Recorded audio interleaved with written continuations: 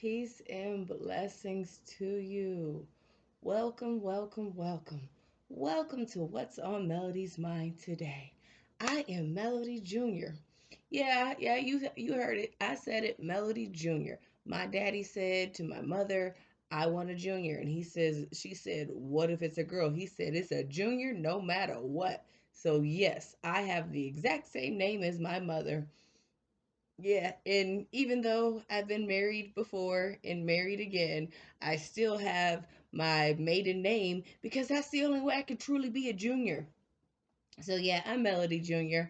Did y'all miss me last week? I miss y'all so much. I didn't mean not to record an episode. It's just I'm learning how to juggle, not physically juggle. I learned how to do that decades ago. What I mean is learning how to juggle my new schedule. My husband no longer works the night shift. He works the morning shift now. He gets up at 4 a.m. when I get up. That throws me off. So he's getting home at 4 p.m. That throws me off because I'm used to having all the evening to myself, and it's impossible to record when he's here because he talks. He likes to talk. I don't know. Maybe he wants to be on camera. He should start his own show if he wants to be on camera, right? But also, I started taking children to school every morning, and that's throwing me off. That's throwing my whole morning off because at 7 o'clock in the morning, I have to leave my house Monday through Friday, and I'm gone. And then I started working again, like consistently working. I'm thinking I need to only work part time and yeah, only 6 hours a day instead of 8 hours a day. And after I drop the children off at school, come home and do finish my morning routine because it's messing with my working out. It is messing with me reading. It is messing with my yoga. It's messing with me. I'm not going to stop taking the children to school because it benefits my husband and his ride. And it definitely benefits me because I get paid $20 a day to take children to school. Fabulous. Great. Easiest $20 an hour I've made. Yes. So I have to learn how to rearrange my schedule because I'm not getting everything done anymore and I don't feel like Superwoman and that messes with me.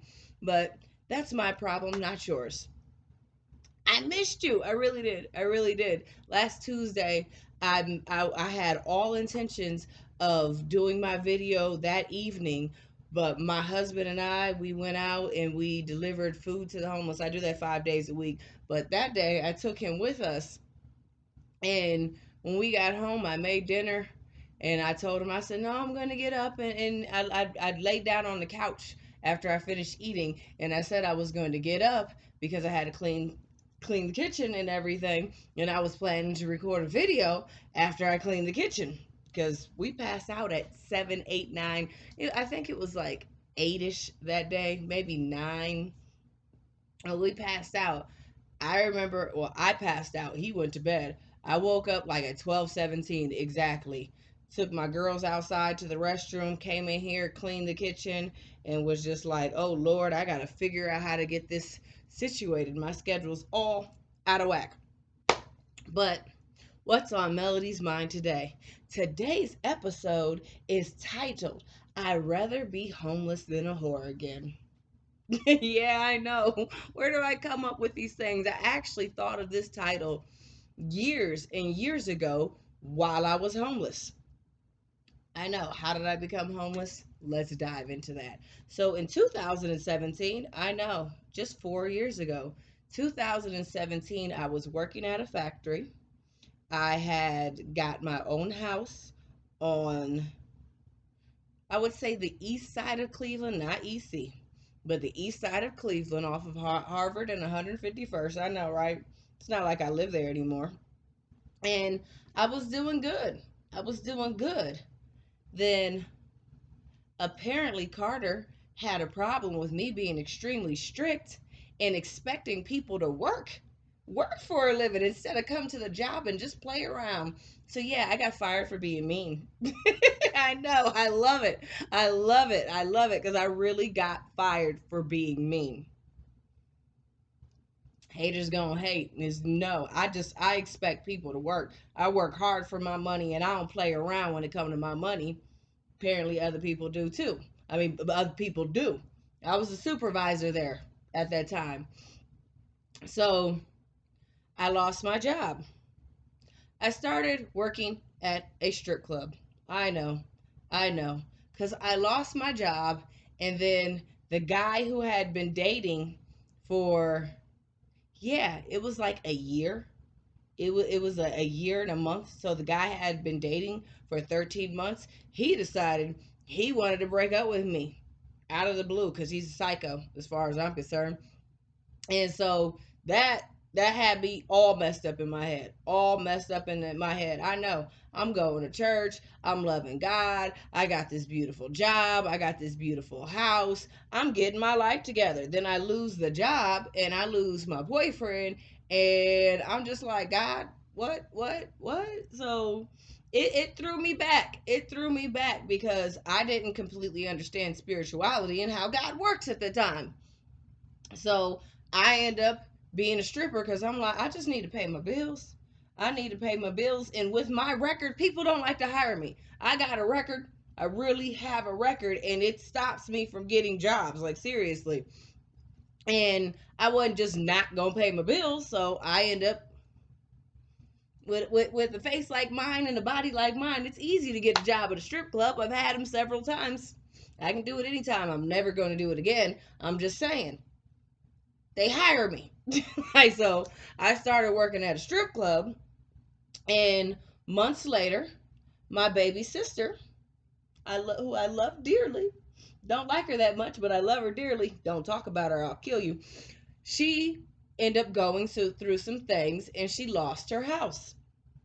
And she stayed with several other people in Lorraine, and it was just not working out. So she asked me, could her and my nephews come stay with me? Naturally, being who I am, of course I said yes. Of course I said yes. My family's always welcome with me. I've gotten into arguments before because I don't care. My family's always welcome. That's just how I was raised. I don't care what man says what. I will leave whomever if they say no to my families. That's why my husband's like, just go ahead and invite them all in because I know how you are. But so my sister and my nephews came and moved in with me. Not 2 days later, just 2 days. 2 days later, my landlord shows up at my house and tells me that apparently I have unwelcomed guests. And I'm like, it's my sister and my nephews. They're going through a hard time, and I told my sister that she can stay with me for a while. Landlord says, oh, okay, okay, and decides that she wants to up my rent. I know, right? I'm not gonna start saying evil things about that lady because it took me a while. It took me a while to get over her. But she wanted to up my rent. And so the day that she came to receive my rent, the extra $200, how you gonna charge some homeless lady an extra $200 to stay with me until she gets on her feet? That's just evil as far as I'm concerned. Why should you make money off the fact I'm helping my sister? So the day she comes to collect that money, she tells me that I need to put my sister and my three nephews in a homeless shelter because she doesn't think they should be in my household. And I really looked at that lady and I said, have you ever lived in a homeless shelter? She says, no. I said, well, I have. And ain't no way in heaven's name. Those aren't the words I said, but I'm a God fearing woman these days. But I said some nice choice words to her and said, I'm not letting it happen. I'd rather you evict me than me putting my sister and my nephews in that situation. I understand the government offers help and everything, but my sister had received a job in that matter of time that she moved in. She got a job. She was a manager at McDonald's. She was making sufficient money, and she was planning to move out at the end of the month. All the landlord had to do was wait 2, 3 more weeks, and my sister would have been gone. But that evil woman, no, she didn't want that. She didn't want that because somebody told her that my sister could have like squatters' rights or whatever. Like, lady, are you kidding me? Stop listening to the evil demons in your head and just let me live. So, of course, what does she do? She evicts me for failure to pay rent.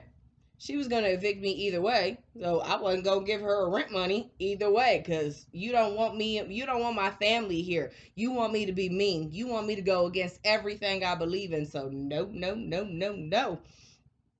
So I end up getting evicted. My sister moves into her house 2 days later. Like I said, she got a job. She wasn't planning to stay there forever. We don't get along like that. Never have, never will. We can only stand each other for about 30 days before big sister and little sister add war. That's how siblings in my family are. So she gets her household 2 days later, right around the corner.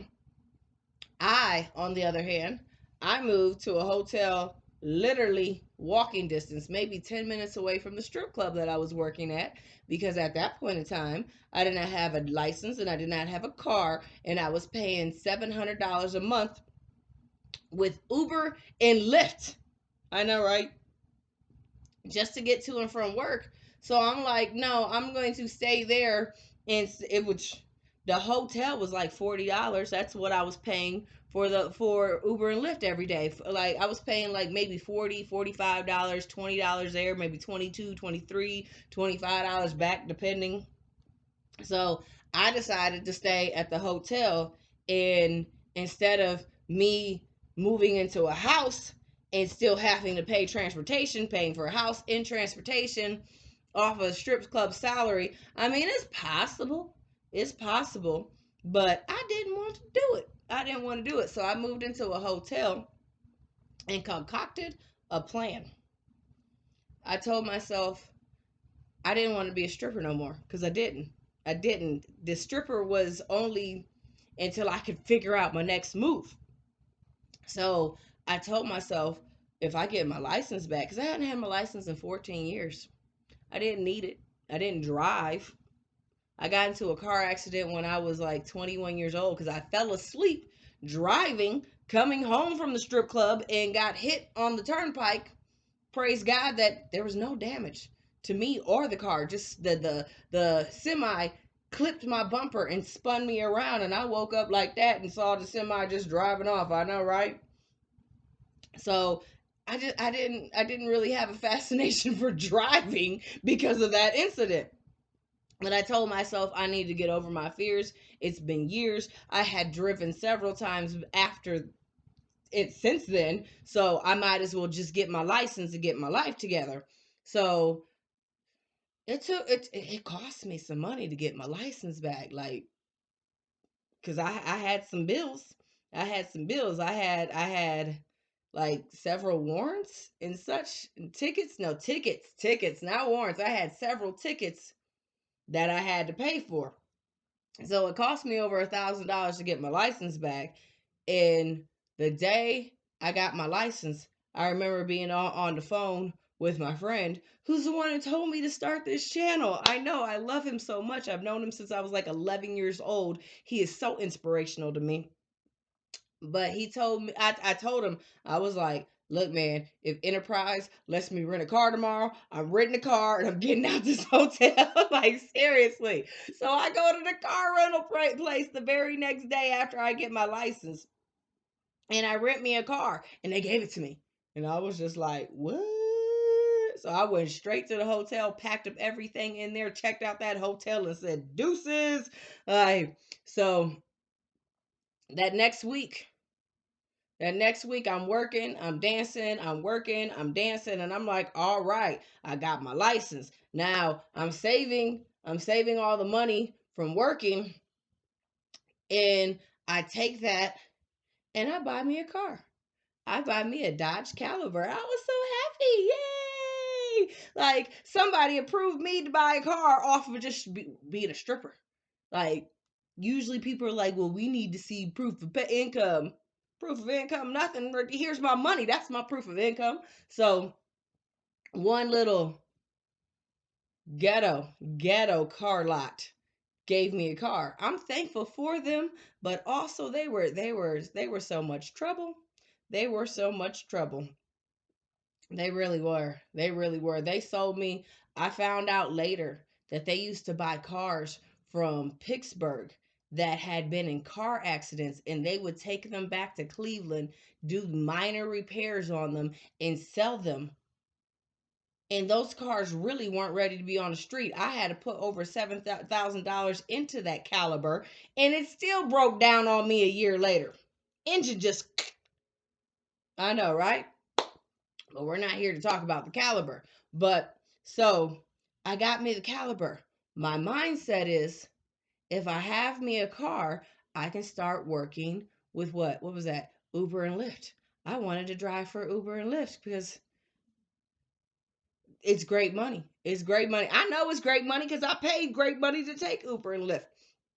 So that was my plan. I remember filling out the applications for both of them. They were, do you know they denied me because of my record? I know, I know. But the cute thing is, so I get the car, and I moved into my car. I decided I was moving into my car, and I thought it was so cute that same morning that I bought the car. I remember talking to God, telling him, "Oh yeah, y'all. I'm gonna let y'all in on one of my answered prayers right here." I remember telling God that I just wanted somebody to love me truly 100% unconditional, somebody who wasn't here for what I could buy for them or what I could do for them, somebody who wasn't going to to use me. And I remember specifically telling God, like, I know the Holy Spirit is a comforter. I said, but I am flesh. And I want something flesh to hold on to that is not going to hurt me in the end, because it seemed like everybody who I've ever loved has hurt me. Everybody, I'm going to say, other than my children, just in case they watch. I know this hair's getting on my nerves. I don't know why I ever try to wear my hair down. But other than my children, every single person who I've ever loved are my nephews, my younger nephews, because I got a 20-year-old nephew who I'd punch him in his eye right now if I saw him in person. I said it. For some reason he's not talking to me, and I didn't do anything wrong. All I did was try to love that boy, but when you talk to demons, darkness don't like the light, and I definitely got the light. But so I was telling God that I just wanted somebody to love. I needed somebody to love. I needed it because I felt like that is what I was lacking in my life, was somebody to love. So on my way, I don't remember why my sister and my nephews were in the car that day, but they were. So on my way to drop my sister off and then go to work, we're driving down Harvard. I know people in Cleveland like, yeah, I'm dropping locations because I lived in Cleveland for 3 years. So I'm driving down Harvard, and I look to the adjacent lane, and I'm like, why is traffic stopped? Like, it was stopped. Everybody just ain't nobody going. Like, why is traffic stopped? And I look up, and there's these two beautiful pit bulls in the street, and they decided to walk directly in front of my car and lay down. They lay down directly in front of my car, and I'm like, where'd they go? Where'd they go? Like, I couldn't see them, so I wasn't gonna go because I love animals. I'm not gonna run dogs over. So my sister gets out the car and she shoos them over out of the street. And they're just they look like they're talking to my sister on the side of, on the sidewalk. And it's almost like 6 something in the evening. And I gotta be at work at 7. So I get out the car and open the car door for my sister and tell her, get in the car, like, I gotta go. And when I did that, the two dogs jumped into my car. They jumped into the back seat and started kissing on my nephews and loving on them and everything. And I'm like, and me and my sister, we just look at each other and we laugh, because moments before we saw those dogs, my sister made a statement to me telling me that she needed a boy dog to mate with her girl dog.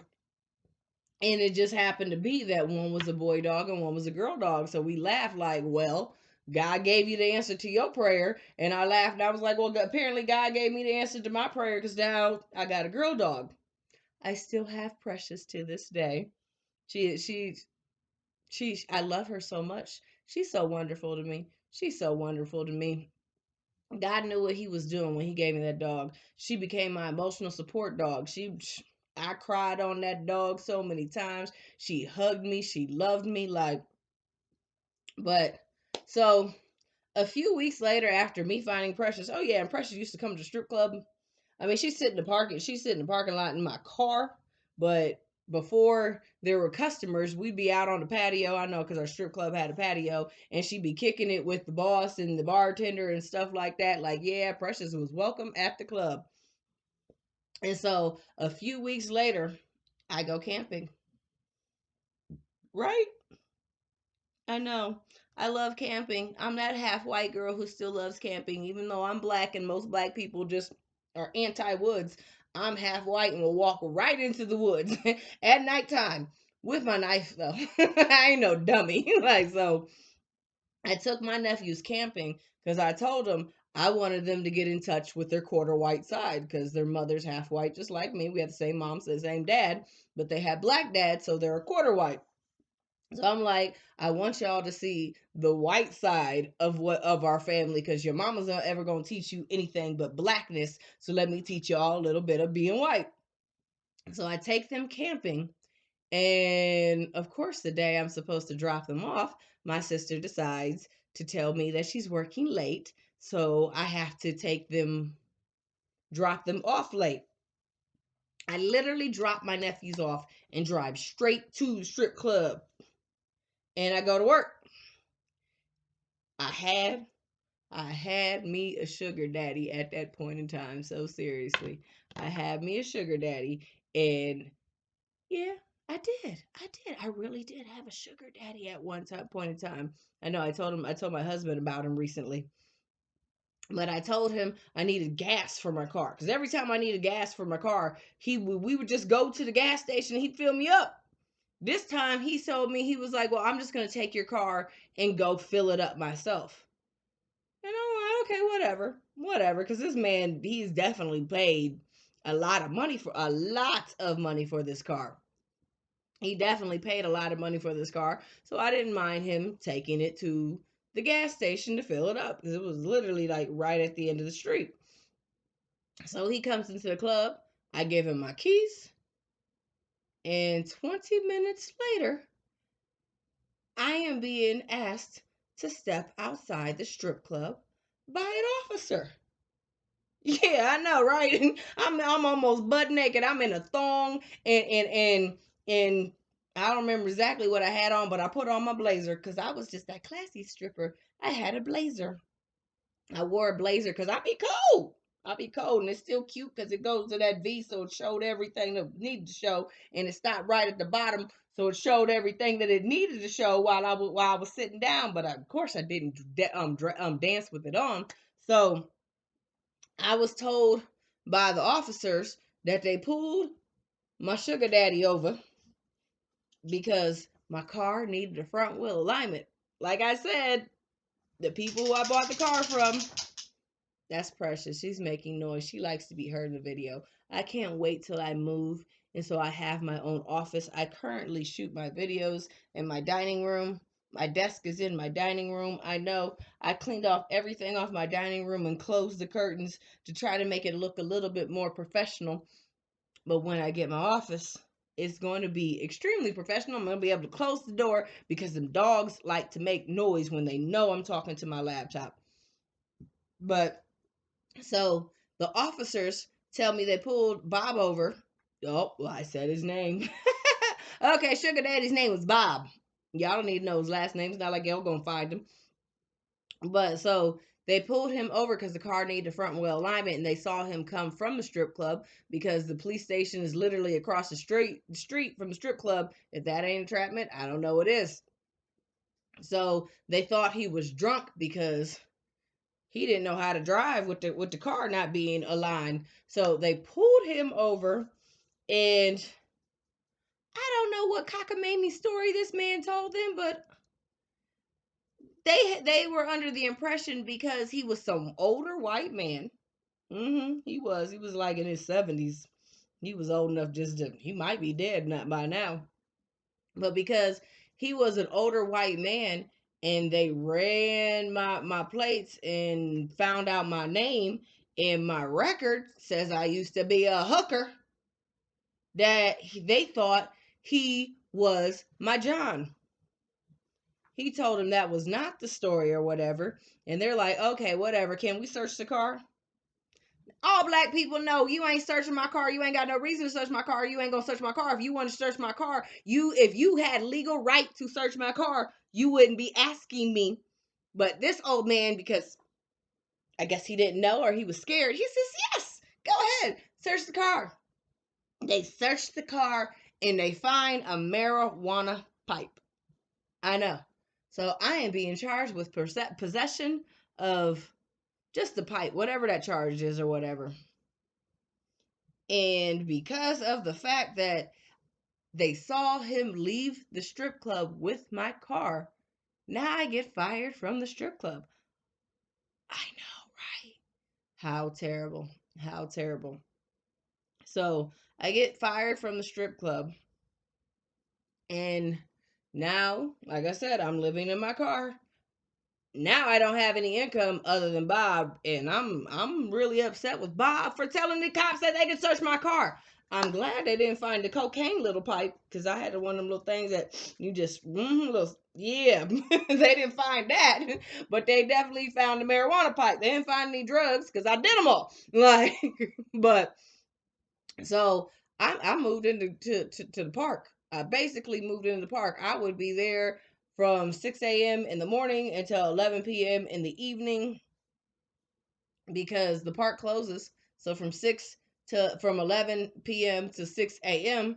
I would just be on the street and trying not to drive around because I didn't have any income and I was just trying to keep my expenses minimum.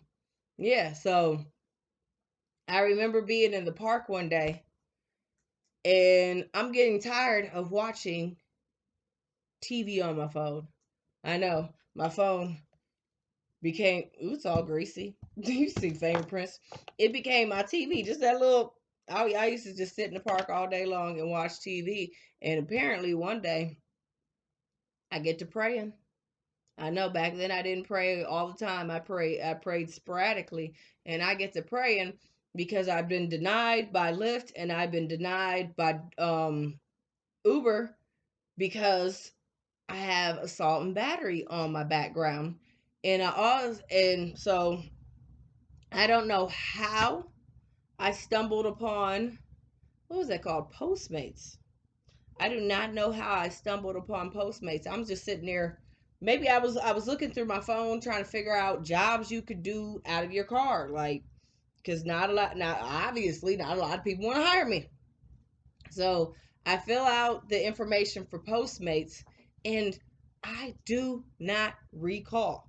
I honestly do not recall filling out the information for DoorDash at all. At all. I just know one day my baby brother called me up. He told me that I had mail at my sister's house. Why didn't I just live with my sister's house instead of living in my car? I told you, this hair just wants to be in my mouth now. Like, me and my sister don't get along like that. Like, we're good at a distance, but in close proximity, whoo, nope, nope, nope. So to me, it made more sense for me to live in my car. Seriously. You knew my sister and you knew my personalities. We clash. We are like vinegar and oil. We make a great dressing, but we do not mix. Hey, so my brother told me that I had mail because I sent my mail to my sister's house. I saw my sister almost every single day. I couldn't be around her all the time. It's just too much. So I go over to my sister's house and I get my mail. And it's, I apologize. I so apologize. I forgot about the alarm that goes on my phone at this time. Lord, forgive me. Lord, forgive me. I'm in the middle of a broadcast. I love you so much, God. That is my alarm to pray. Yes. So my prayer was just, Lord, forgive me. I apologize for not scheduling this around you. All right, back to the story. Now I'm not going to edit that out because I don't know how to edit out things yet. I just know how to mix two videos together. I'm new at this. I'm new at this. Give me some time. I'll learn some more. And so I go over to my sister's house. I get my mail, and it's my activation card for Postmates, and it's my Postmates bag. Did I say it's the same one I have now? No, they upgraded them. I know, right? I said the same one I had now. 3 years later.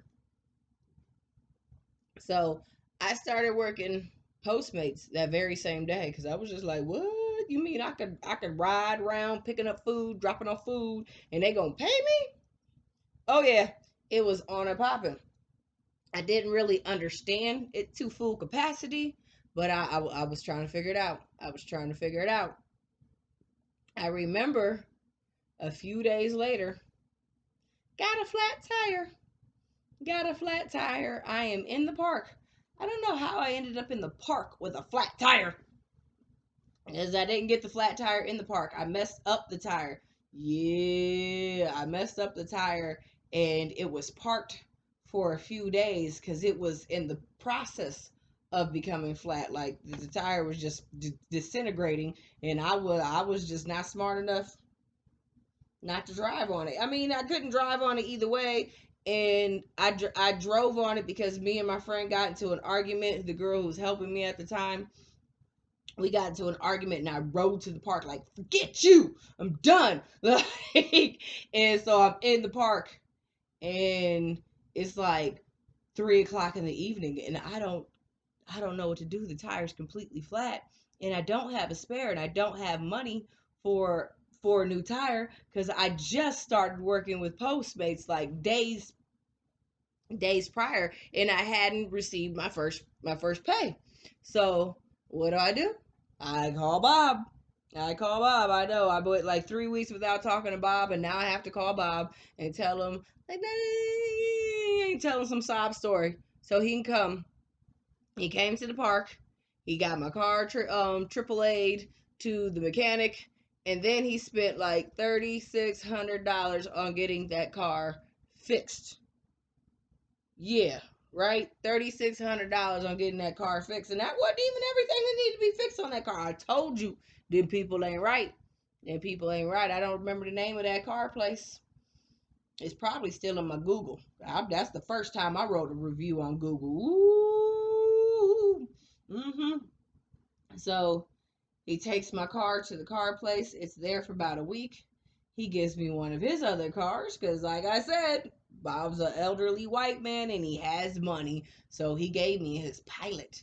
Yeah, the Honda Pilot.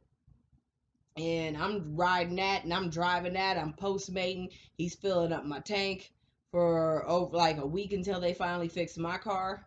And no, I am not staying with Bob. I had him so convinced that I couldn't stay with him because there were no dogs allowed in that apartment unless I know not apartment. He lived in one of them elderly communities. This fly is driving me crazy. But he lived in one of them elderly communities where dogs were not allowed unless they were registered as emotional support dogs. And I had a million reasons why I couldn't get Precious registered as an emotional support dog. And I just rather sleep in his car, I mean, in his garage, in the Honda, in the Pilot, than be in the apartment with him. Because I wasn't giving that man none. I just wanted all of his money. Like, and he gave me quite a bit. So eventually I ended up getting my car fixed. And now I don't know. In the process, I get DoorDash. They sent me the card in the bag, and I started Postmating and DoorDashing and Postmating and DoorDash. And remember, I told you I got that ticket for having possession of what, I don't even remember what it's called when you have possession of the thing that you use to smoke your weed out of. But some of y'all know. You don't, then oh well, because I don't remember. But I had that ticket, And for some stupid reason, I didn't give him my sister's address. Oh, because I don't believe in allowing the police to know where I live. Like, for real. Never has my ID or my license said my real address, because the police don't need to know where I live. My parents were criminals, and they raised me some type of way that has me just like, I like to be off the police's radar. So I didn't give him my sister's address. And I remember that day, that morning, being in the park. This October 4th. I know the things I remember. It was October 4th, and I called them, and no, I told myself I needed to figure out where and when I had to go to court again, because I knew I had to go to court because I did not make it to my original court date because I didn't have any gas because I wasn't working at that time, and now I was. So I had the money. I had the money to pay for it. I just need to know when my court date was, and I said I'm going to call them tomorrow. Do not put off today what you could do not put off till tomorrow what you can take care of today. Don't. That's where I messed up, but saved me in retrospect. So I'm driving to the park so I can let Precious use the restroom, because I used to take Precious to the park several times a day. As far as I'm concerned, that was her bathroom. So I just roll up to the park and let her go out, and it's like 9 something. I know. I'm gonna stop messing with my hair. Maybe it's touching my face. This is why I cut it off the first time when I was 17, because it was touching me. Like, so I go to the park, and the police follow me. And I'm not paranoid because I didn't do anything wrong to what I thought. They pulled me over and told me that they entered my license wrong. So it came up not it. And so they were like, okay, they re-entered my license plate, and okay, now it's legit. But take my license, and my license says she got a warrant. And I'm like, what? Are you kidding me? I had a warrant for not showing up for court. Remember, I was planning to take care of court in the morning. They arrest me, transport me to meet up with the other officers for the other town, because I wasn't even in the town in which I had the warrant for. But they didn't care. They were like, well, you come get her. And they're like, yeah, we sure will. So they meet up in the middle of nowhere to transport me. But they were nice enough to take Precious to my sister's house, because they're like, you're not going to be there for long. Your warrant's only for $150. Are you kidding me? I have that in my bank account right now. Can I just pay it? No, we got to take you to jail. This the stupid things. You got to take me to jail and impound my car for $150. Okay. So they take me to jail, and this jail is so tiny that they only have court once every 2 weeks. They hold me there for about an hour. I'm trying to call Bob. I call him, tell him what happens, and apparently Bob is mad at me because I went to jail. I know, right? You're the one who let the police search my car in the first place. So Bob no longer talks to me. He just leaves me hanging. Yeah, okay. So he leaves me hanging. They eventually let me out on an OR because they know it's going to cost them more money to keep me in jail until court than it would to release me. So I get out of jail. I call my homegirl, come get me. She comes get me. Yeah, no, she can't. I got out of jail. I walked to the gas station, bought me a pack of cigarettes. I hadn't smoked a cigarette in a minute, but I smoked one that day. I told you I was going to stop messing with it. Maybe if I do this, because I hate my hair, how my ear looks when it's like that. So she came and got me, and she was nice to me that day. She told me I could use her car until I had the money to get my car back. She didn't know I had money in my bank. I like to keep money in the bank just in case. So I end up getting taking her where she needed to be. The next morning, I got another licensed driver. We went to the impound. I paid $200 to get my car out of impound. My car stayed overnight, and it was $200. They are mean. That's evil. So I get my car back, and I give my homegirl her car back. Then I go get Precious. Now I got my car and I got Precious. And I am totally reflecting on what just happened. I lost my car, I lost my job, my dog, all over this stupid little ticket. But I am so glad that they didn't pull me over the night before. Why not the night before? Because the night before I was high. I was high, higher than I've ever been, higher than I've ever been in my life. I had smoked what y'all call it, wet. I had smoked wet, and that was not my first time. I told y'all I used to do drugs. Like, so that day on October 3rd, I was so high. I remember driving 10 miles per hour down the street, and it felt like I was doing 80. That's how much that water had me gone. Like, I remember crying, telling myself I needed to get my life. I know I got high, and it brought me to a sad place, which was the best thing ever. But that's not what drugs ain't supposed to do. So it brought me to a sad place, and I was just like, I am a piece of ish mother. I know I was talking mess about myself, but it was the truth. I was telling myself like I haven't seen my children in forever, and this is who I become.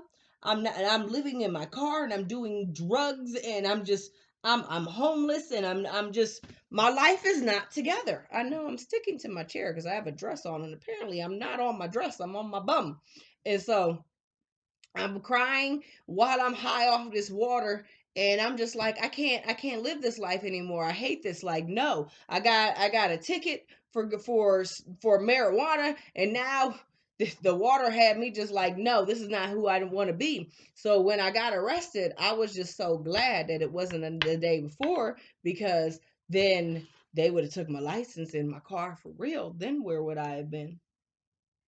So I was thankful when I got out of jail, and I remember talking to God like, help me, Lord, help me, Lord.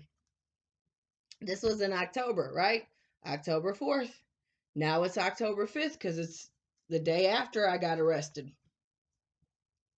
Anybody who's been doing drugs for years, it is not that cut and dry, let's quit and just walk away. It took me a while. I slowly walked away from drugs. That was the very last time I ever did water. I just realized that. Yeah. Yay for me. Yay for me. Like, but I do remember. I do remember in December because I got into a car accident. I got into a car accident where it was icy. There goes Precious again. Maybe she remembers that accident because she was there. So I'm driving in Cleveland Heights. In Cleveland Heights, they ain't got steep hills, but they got it's downslope, and it was icy. And I told myself, I'm just gonna do this last order. I'm gonna do this last order, and then I'm gonna go home. And I went to brake, and you can't brake on ice. Not if you don't have the proper wheels and snow chains and stuff like that. It was just not it. Not it. So I end up going into the curb and messing up the frame of my car. And now I don't have a car. I live in my car. I don't have a car. I had the car towed to the mechanic, and I had him under the impression that I had the money to pay for the car. So he fixed it, and he told me my bill was $1,200. I had money saved, but I ain't had no $1,200, not at that time. So the car ended up sitting there for 3 weeks. And one week I stayed with my homegirl. I stayed with my homegirl and her mother eventually wanted to complain about Precious, and Precious has hair. Are you kidding me? You go to the salon and you buy your daughter hair all the time and that fake hair sheds, but you gonna complain about dog hair shedding. Okay. So I was told Precious is no longer welcome there. Well, Precious ain't welcome there, then neither am I. So I end up moving in with my baby sister. I know. I stayed with her for a few weeks, and I remember I remember just I would hop in the car with my homegirl, and we would go DoorDash in her mother's car and try to make some money whenever we could, but she was inconsistent, and I don't like being as far as I'm concerned, she was just trying to help me make enough money to eat, but wasn't trying to help me make enough money to get out of my situation. So I remember New Year's Eve. Yeah, New Year's Eve. So my homegirl, she picks me up, and we have her cousin, somebody else in the car, and we're all doing yeah, we doing cocaine, we smoking weed. No, I wasn't smoking weed because I stopped smoking weed at that time. I know, right? I stopped smoking weed like October 31st, Halloween of all times. I stopped smoking weed in October because October I said I want to stop doing drugs. But in December, cocaine was on the table. So I did a whole lot of cocaine in that month because I was just going through it. I don't have a car.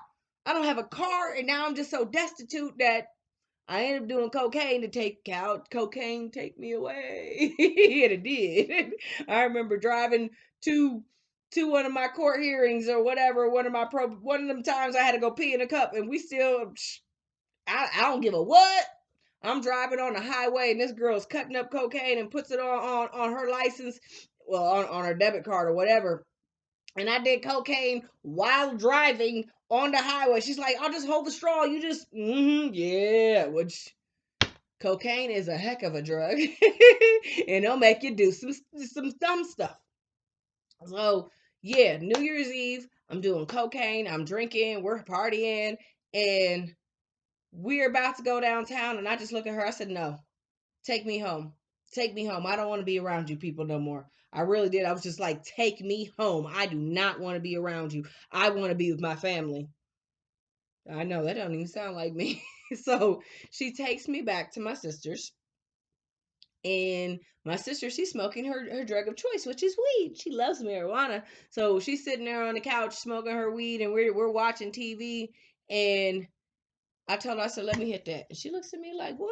Like, you stopped smoking weed like months ago. And I was like, I don't care. I want to hit that. Like, it's New Year's Eve. Let me hit the blunt, yo. So I hit it just a couple times because if you go months without smoking weed, all you need is a couple times.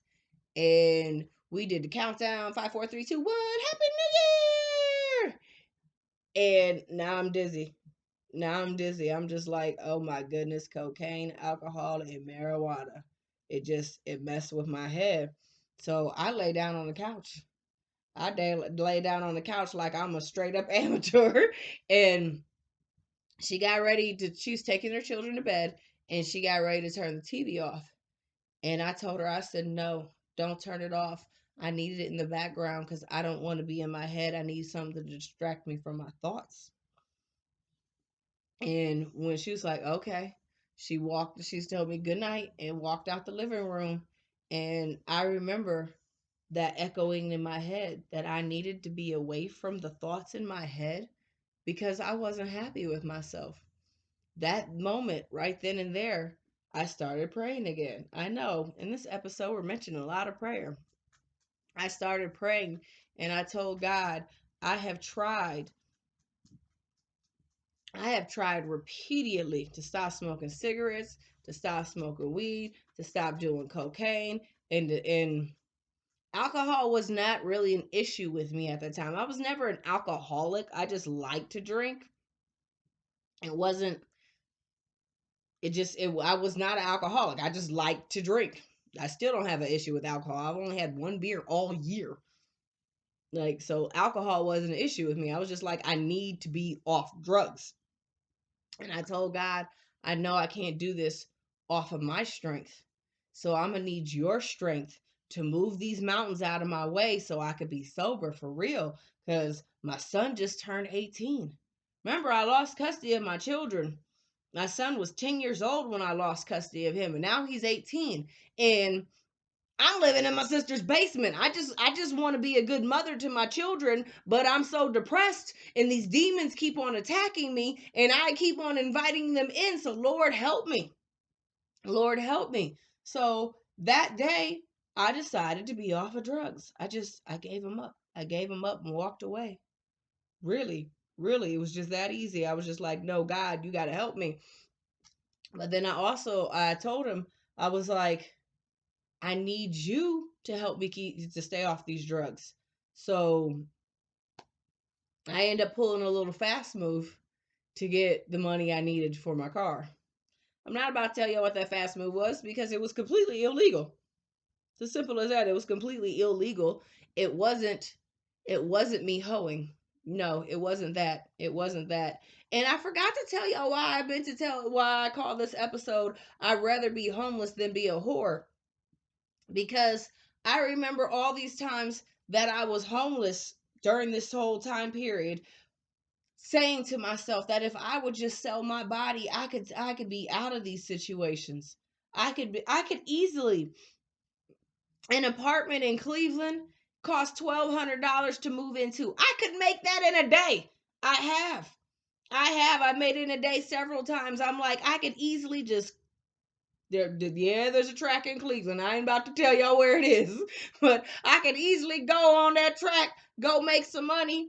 And even if it took me a weekend on the track or weekend or a day on the internet, I could easily make the money. But remember, I still, even though I was messed up and on drugs, I love God so much that I'm like, no, I know you delivered me from that, so I don't want to do that. But the devil kept on trying to tell me that that's what I should do. And I remember being in the park one day before I got that job with DoorDash, telling God that I'd rather be homeless than be a whore again, and that I was just not going back to that. It didn't matter what happened in my life.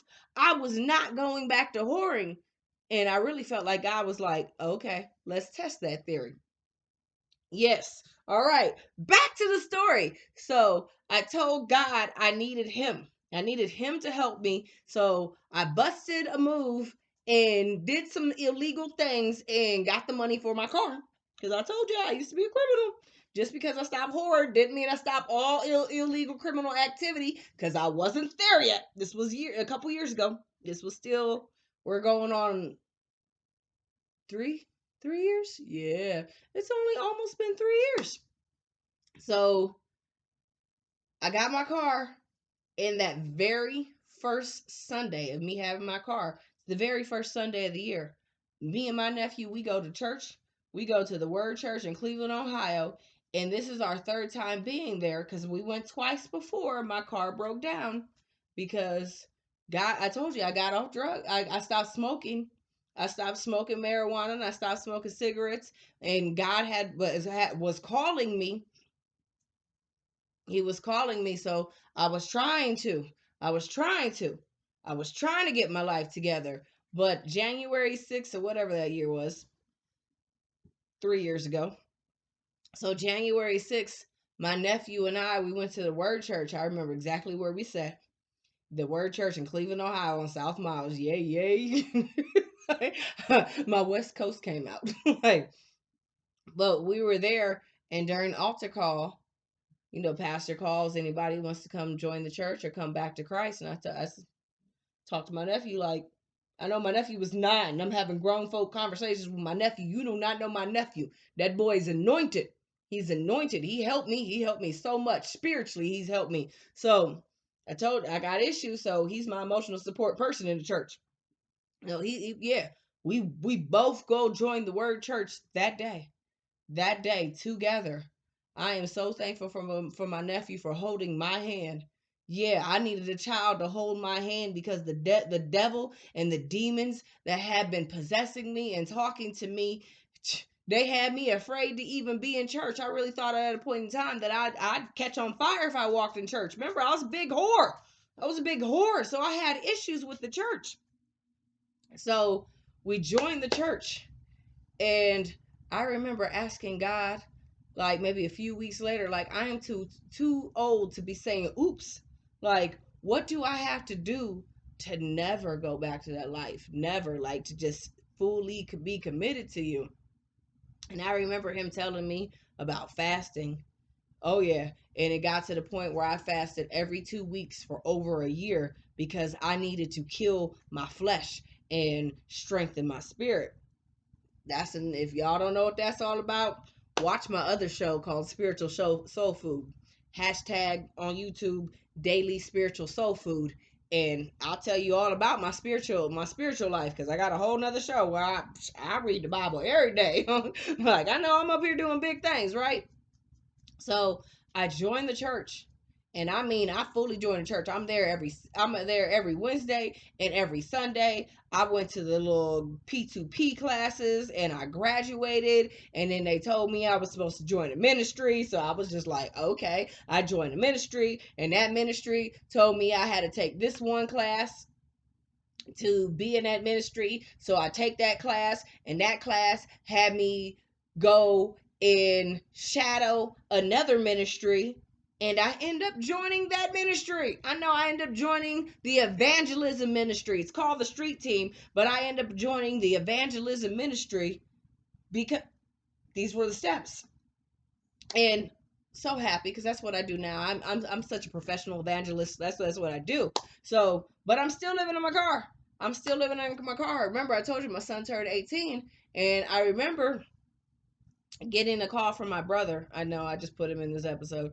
Getting the call, not my baby brother, my other brother out in California. No, in Vegas. They're in Vegas. They were in Vegas, and they are in Vegas. So that brother, he calls me and he tells me about some problems my son's having. So I get on the phone. I call my son. I said, "When are you coming out here to be with me?"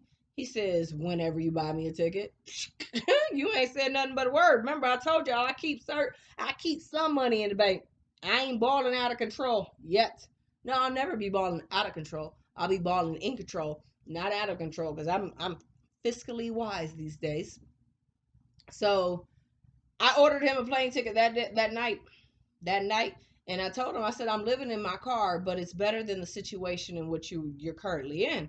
And he was like, "I don't care. I just want to be with you." Sweetest thing my son could ever say to me. I don't care, Mom. I don't care if we're living in a car. I just want to be with you. So he comes to be with me. It was 3 days after my birthday. I was so happy. Yeah, it was 3 days after my 35th birthday. And it was just like the best birthday present ever in the world from God. Like, oh, thank you, Jesus. Thank you, Jesus. And I remember we lived in that car. We used to go to the gym like every other day. And I know there goes that fly again. We used to go to the gym every other day to take our showers. And now we're going to church every Wednesday, every Sunday, and I'm going to church every Saturday, and I'm going to classes on Tuesdays and Thursday. I'm at the church every day. It's open every day because it was open Tuesday, Wednesday, Thursday. Yeah, I wasn't there Friday. That's the only day. Friday and Monday were the only days I wasn't at the church. That's how much I ran to Jesus because I needed him to be the anchor of my life. I ended up getting my joy and my peace back and my sanity because things make sense now. But so my son's living with me in this car, and I remember one day he wakes up and catches me crying. When my children were little, they never saw me cry. Never. Why is that fly doing laps around my head? Oh my goodness. Anyways, my children never saw me cry. I used to hide and cry because it's really doing laps around my face. Like, that's the devil.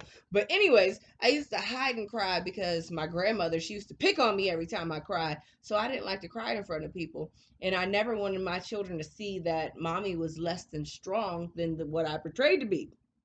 Because we view crying as weakness when it's really not, because Jesus cried and he's super strong. So he saw me crying and he asked me, he's like, "Well, why are you crying?" I was like, "Because I don't want you living in this car. Like, it's one thing for me to live in a car, but you're my son. I don't want you to live in a car." So we prayed, and we worked with God to work some miracles in our life. And maybe like 2 weeks later, there go that fly again. Like 2 weeks later, we end up getting an apartment in the hood, right? Didn't matter. We were just no longer in a car. We got an apartment. To God be the glory. Everything was all good on the up and up. And we no longer have to live in a car. My son has a job because he had been working with, I don't know if I can say the company online, but he had been working with one company when he was out there in Las Vegas. And so he just got transferred to the company out in Beechwood, Ohio at that mall. So He got transferred. I'm working DoorDash. He's working at his job. We both moved into the apartment, and I'd like to say things just went happily ever after, but that'd be a lie. But no, now Melody no longer has to live in a car and worry about the devil telling me that it'll just be easier if I just ran back to whoredom. I know, I love that word. I love it. God said it so many times in the Old Testament, whoredom. Y'all went a whoring. And I was like, that's not a bad word. God said it, so it's not a bad word. It's so funny to me. But yeah, we're living in an apartment now, and things are all to the good. Until next time, because I'm not about to tell you what happens next. I don't know what next week's episode will be, but I promise you that it will be here next Tuesday. I am not going to miss another Tuesday again unless there's an emergency. I am going to figure out my schedule, and I'm just, if I have to shoot them early in advance, if I had to shoot 2, 3 episodes at a time and just only post them one at a time, I'm not going to miss another episode. I don't miss a single episode of my other show, but that's because I read the Bible every single day. Yeah, go to Daily Spiritual Soul Food. If you need some more Jesus in your life, I'm the girl for you. I love you. I know. I don't know how to exit this video. How do I exit these videos? On my other show, I always say, I love you. God loves you. Until we meet again, you have a blessed day. So, yeah, I'll be here every Tuesday. See ya.